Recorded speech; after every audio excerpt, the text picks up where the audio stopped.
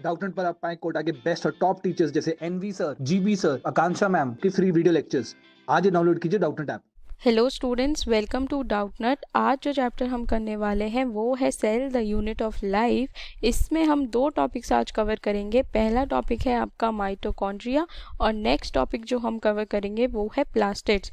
तो अभी हमने पूरी पिछली वीडियोस में बहुत सारे टॉपिक्स कवर किए थे, जिसमें हमने कवर किया prokaryotic cell theory, overview of cell, जो प्रोकैरियोटिक सेल है उनके अलग अलग ऑर्गेनल्स। देन यूकैरियोटिक सेल्स में हमने स्टडी किए प्लाज्मा मेम्ब्रेन, सेल वॉल, उसी के साथ साथ हमने एंडो मेम्ब्रेन सिस्टम स्टडी किया। अब नेक्स्ट हम स्टडी करेंगे माइटोकॉन्ड्रिया।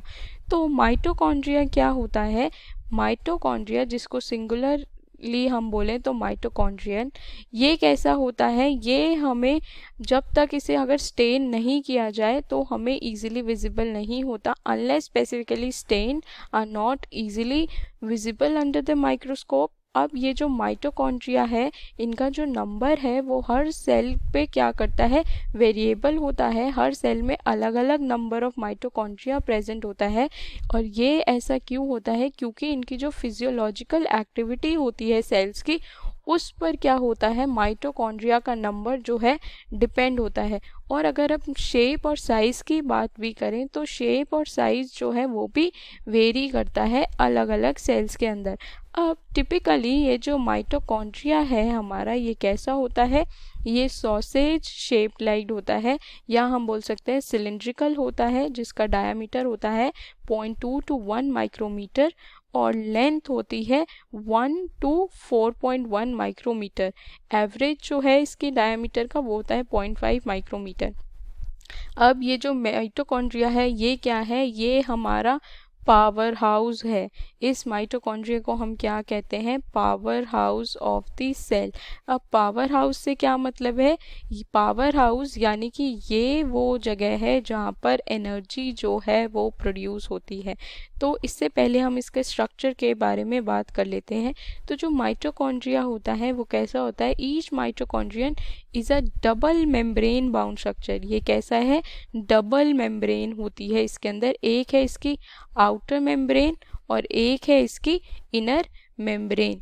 ठीक है, ये जो डायग्राम है ये है माइटोकॉन्ड्रियल का डायग्राम। अब आउटर और इनर मेम्ब्रेन डिवाइडिंग इसके जो ल्यूमन है उसको डिवाइड करती है into 2 aqueous compartments. 2 aqueous compartment में डिवाइड करती है, आउटर कंपार्टमेंट और इनर कंपार्टमेंट।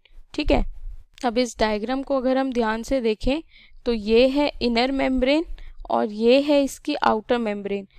तो ये डबल मेम्ब्रेन बाउंड स्ट्रक्चर है।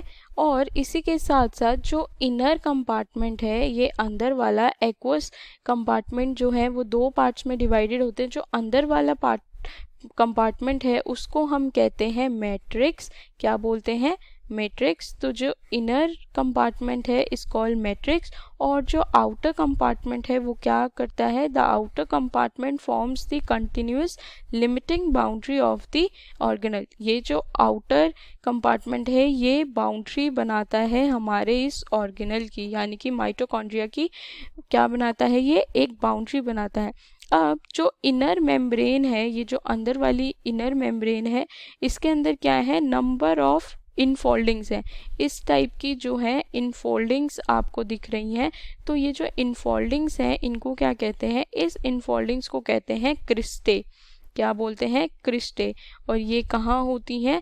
फॉर्म कहाँ होती हैं? टुवर्ड्स दी मैट्रिक्स, यानी कि जो अंदर वाला इनर ल्यूमन पार्ट है उसमें ये क्या होती है? मैट्रिक्स फॉर्म होती है, और इनको मैट्रिक्स की तरफ फॉर्म होती है, और इन इनफोल्डिंग्स को हम कहते हैं क्रिस्टे। अब जो क्रिस्टे है ये क्या करती है? ये सरफेस एरिया को बढ़ाती है। ये जो माइटोकॉन्ड्रिया है इसके सरफेस एरिया को ये इनफोल्डिंग्स बढ़ाती हैं। The two membranes have their own specific enzymes associated with the mitochondrial function. अब ये जो दोनों मेम्ब्रेन है, इनर और आउटर मेम्ब्रेन, इनके पास अपने खुद के स्पेसिफिक एंजाइम्स हैं जो क्या करती हैं? इस माइटोकॉन्ड्रिया के फंक्शन में हेल्प करते हैं। अब mitochondria are the sites of aerobic respiration. जो एरोबिक रेस्पिरेशन है यानी कि in the presence of oxygen जो रेस्पिरेशन होती है वो कहाँ होती है, आपकी माइटोकॉन्ड्रिया के अंदर। They produce cellular energy in the form of ATP and hence they are called power houses of the cell. अभी हमने देखा था कि ये पावर हाउसेज कहलाते हैं। क्यों कहलाते हैं? क्योंकि ये सेलुलर एनर्जी को क्या करते हैं, प्रोड्यूस करते हैं, और जो एनर्जी प्रोड्यूस होती है वो फॉर्म होती है इन द फॉर्म ऑफ एटीपी के फॉर्म में ये एनर्जी बनती है। इसीलिए माइटोकॉन्ड्रिया को सेल का पावर हाउस कहा जाता है। जो मैट्रिक्स है इसके अंदर क्या प्रेजेंट होता है, also possesses single circular DNA molecule, few RNA molecules, ribosomes and the components required for the synthesis of proteins। ये जो मैट्रिक्स है माइटोकॉन्ड्रिया की, इसके अंदर सिंगुलर क्या होता है, single circular DNA molecule present होते हैं, कुछ आरएनए मॉलिक्यूल्स होते हैं, राइबोसोम जो है 70S यानी कि जो किस में पाया जाता है, यूकैरियोट्स में वो पाया जाता है, और कंपोनेंट्स पाए जाते हैं जो कि प्रोटीन सिंथेसिस के लिए यूज़फुल होते हैं। ये सब मैट्रिक्स के अंदर पाए जाते हैं। और जो माइटोकॉन्ड्रिया है ये डिवाइड कैसे होता है, बाय फिजन। फिजन की हेल्प से माइटोकॉन्ड्रिया जो है वो डिवाइड होता है। तो आई होप आपको ये टॉपिक समझ आया होगा। माइटोकॉन्ड्रिया हमने देखा कि माइटोकॉन्ड्रिया होता क्या है, इसका स्ट्रक्चर कैसा है, ये किन किन चीज़ों से मिलकर बना है, इसका फंक्शन क्या है, और ये जो डायग्राम है ये बहुत इम्पॉर्टेंट है, आपको याद रखना है इस डायग्राम को। नेक्स्ट जो टॉपिक हम आज की वीडियो में कवर करने वाले हैं वो है प्लास्टिड्स। अब प्लास्टिड्स क्या होते हैं, ये जो प्लास्टिड्स हैं ये सारे प्लांट सेल में पाए जाते हैं और इग्लिनॉइड्स में भी पाए जाते हैं। तो ये भी एक मेम्ब्रेन बाउंड स्ट्रक्चर है जो कि यूकैरियोट्स में पाया जाता है, लेकिन यूकैरियोट्स में ये सिर्फ किस में पाए जाते हैं, प्लांट सेल्स और इग्लिनॉइड्स के अंदर। They are easily observed under the microscope as they are large.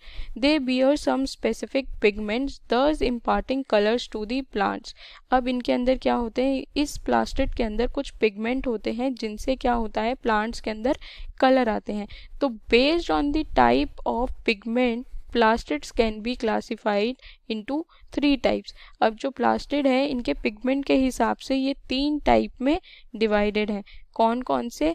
पहला जो प्लास्टिड है वो है आपका क्लोरोप्लास्ट, दूसरे हैं क्रोमोप्लास्ट, और तीसरे हैं आपके ल्यूकोप्लास्ट। ठीक है, तो क्लोरोप्लास्ट क्या है, ये क्लोरोप्लास्ट के अंदर क्लोरोफिल होता है और कैरोटीनॉइड पिगमेंट्स होते हैं which are responsible for trapping light energy essential for photosynthesis। अब ये जो क्लोरोप्लास्ट होते हैं इनके अंदर क्लोरोफिल और कैरोटीनॉइड पिगमेंट है जो क्या करते हैं, लाइट एनर्जी को ट्रैप करते हैं, जो कि हमारे प्लांट्स में फोटोसिंथेसिस के लिए इम्पॉर्टेंट होती है। अब जो क्रोमोप्लास्ट है उनके अंदर क्या होता है, in chromoplast fat soluble carotenoid pigments like carotene, xanthophylls and others are present. ये क्या करते हैं, ये प्लांट के को कलर प्रोवाइड करते हैं। कौन कौन सा? This gives the part of a plant the colours a yellow, orange और रेड कलर। ये जो ज़ैंथोफिल और कैरोटीनॉइड पिगमेंट्स होते हैं ये कलर प्रोवाइड कराते हैं। और जो तीसरे हैं ल्यूकोप्लास्ट, वो कैसे होते हैं, ये कलरलेस प्लास्टिड्स होते हैं of varied shapes and size with stored nutrients. ये कलरलेस होते हैं, अलग अलग शेप साइज़ के होते हैं और इनके अंदर न्यूट्रिएंट्स जो हैं वो स्टोर्ड होते हैं। तो अमाइलोप्लास्ट जो है वो स्टोर करते हैं कार्बोहाइड्रेट्स को यानी कि स्टार्च को, एग्जाम्पल है पोटैटो। इलियोप्लास्ट क्या है, ये स्टोर करते हैं ऑयल और फैट को, जबकि एल्यूरोप्लास्ट क्या करते हैं, आपके प्रोटीन्स को स्टोर करते हैं। तो ये है ल्यूकोप्लास्ट के टाइप, 3 अलग अलग टाइप हैं ल्यूकोप्लास्ट में भी, अमाइलोप्लास्ट, एलियोप्लास्ट और एल्यूरोप्लास्ट, जो न्यूट्रिएंट्स को स्टोर करते हैं। ठीक है, तो आगे चलते हैं। अब क्या होता है, majority of the chloroplast of green plants are found in the mesophyll cells of the leaves. जो क्लोरोप्लास्ट होता है हमारा वो कहाँ पाया जाता है, प्लांट सेल्स के अंदर। जो प्लांट्स हैं, जो ग्रीन प्लांट्स हैं, उनकी जो मीजोफिल सेल्स हैं वहाँ पर ये पाए जाते हैं। अब ये कैसे होते हैं, ये होते हैं lens shaped, oval, spherical, discoid और even ribbon like organelles having variable length, इनकी जो लेंथ है वो भी वेरी करती है 5 to 10 micrometre and with 2 to 4 micrometer. Their number varies from 1 per cell of the Chlamydomonas, a green algae, to 20 to 40 per cell in the mesophil. तो Chlamydomonas से लेकर मीजोफिल यानी कि ग्रीन प्लांट के अंदर ये जो है इनका जो नंबर है ये भी वेरी करता है। अब ये जो डायग्राम है ये क्लोरोप्लास्ट का डायग्राम दिया गया है। अब हम इसको देखेंगे ये इसका स्ट्रक्चर कैसा होता है, क्या क्या चीज़ें इसमें प्रेजेंट होती हैं। तो जैसे ही माइटोकॉन्ड्रिया होता है क्लोरोप्लास्ट में भी 2 मेम्ब्रेन होती हैं, ऑल्सो डबल मेम्ब्रेन बाउंड। कौन कौन सी, एक आउटर मेम्ब्रेन और आपकी एक हो गई इनर मेम्ब्रेन, ठीक है। तो ये भी कैसा है, डबल मेम्ब्रेन बाउंड है of the two. The inner chloroplast membrane is relatively less permeable, जो इनर मेम्ब्रेन है वो कैसी है, लेस परमिएबल है। तो the space limited by the inner membrane of the chloroplast is called stroma. जो inner membrane के अंदर का क्या है, स्पेस है, इसको हम कहते हैं stroma. A number of organized flattened membranous sacs are called thylakoids present in the stroma. अब ये जो इनर मेम्ब्रेन है इसके अंदर जो स्पेस है उसमें क्या है, बहुत सारे फ्लैटेंड मेम्ब्रेनस सैक्स हैं जो कि एक के ऊपर एक के ऊपर एक हैं, स्टैक्ड हैं आपस में, और इनको कहते हैं हम थाइलोकॉइड। तो thylakoids are arranged in stacks like the piles of coins called grana. अब ये जो थाइलोकॉइड्स हैं ये एक के ऊपर जब एक स्टैक में अरेंज होते हैं तो इसको हम कहते हैं ग्रेना और द इंटरग्रैनल थाइलोकॉइड्स, यानी कि जब ये एक के ऊपर ऐसे स्टैक पाइल बनाते हैं तो इसको कहते हैं हम ग्रेना या फिर intergranal thylakoids. In addition there are flat membrane tubules called the stroma lamellae connecting the thylakoids of the different grana. अब इन अलग अलग ग्रेना के थाइलोकॉइड्स को आपस में कनेक्ट करने के लिए भी क्या है, एक फ्लैट मेम्ब्रेनस ट्यूब्यूल है और इसको कहते हैं स्ट्रोमा लेमिला, जो क्या करता है, इन थाइलोकॉइड अलग अलग ग्रेना के थाइलोकॉइड्स को आपस में कनेक्ट करता है। तो the membrane of the thylakoids enclose a space called lumen. अब ये जो मेम्ब्रेन है थाइलोकॉइड्स की ये क्या करती है, एक स्पेस बनाती है और उसको हम कहते हैं lumen. The stroma of the chloroplast contain enzymes required for the synthesis of carbohydrates and proteins.